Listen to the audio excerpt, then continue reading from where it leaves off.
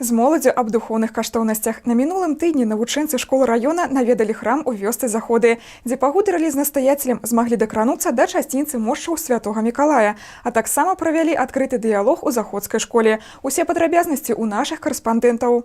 У чацвер 12 красавіка на светлым велікодным тыдні раённы камітэт Беларускага рэспубліканскага саюза моладзі сумесна з аддзелам адукацыі, спорту і турызму райвыканкама арганізавалі экскурсію для вучняў школ горада і раёна ў вёску Заходы. У мінулым годзе тут адкрыўся храм свяцителя Миколая Чудотворца. В преддверии праздников и пасхальных, и такого великого праздника, как Радоница, Белорусский республиканский союз молодежи тоже не остается в стороне.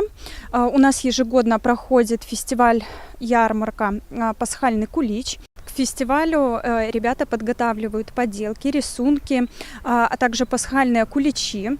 Лучшие работы уже были переданы на областной фестиваль-ярмарку, а также мы собирали и канцелярские принадлежности, подарки для ребят, которые были переданы волонтерами в социально-педагогический центр города Могилева. У храме моладзь сустрэў айцец Роман, які правёў невялікі экскурс, распавёў пра яго гісторыю, а таксама аб свяцителі Миколая Чудотворцы, у гонар якога гэты храм быў збудаваны. Я в этом храме первый раз.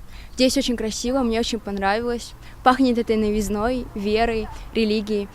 Отец Роман рассказал очень много интересного. На самом деле я многих вещей совсем не знала, как о Библии, о каких-то святых. Я думаю, что эти встречи очень важны, и человек должен верить. Вера очень нам нужна. Сам адкрыты дыялог прайшоў у заходскім ВПК. Госці школы з задавальненнем разглядалі выставу велікодных вырабаў у рамках раённага конкурсу «Велікодны куліч».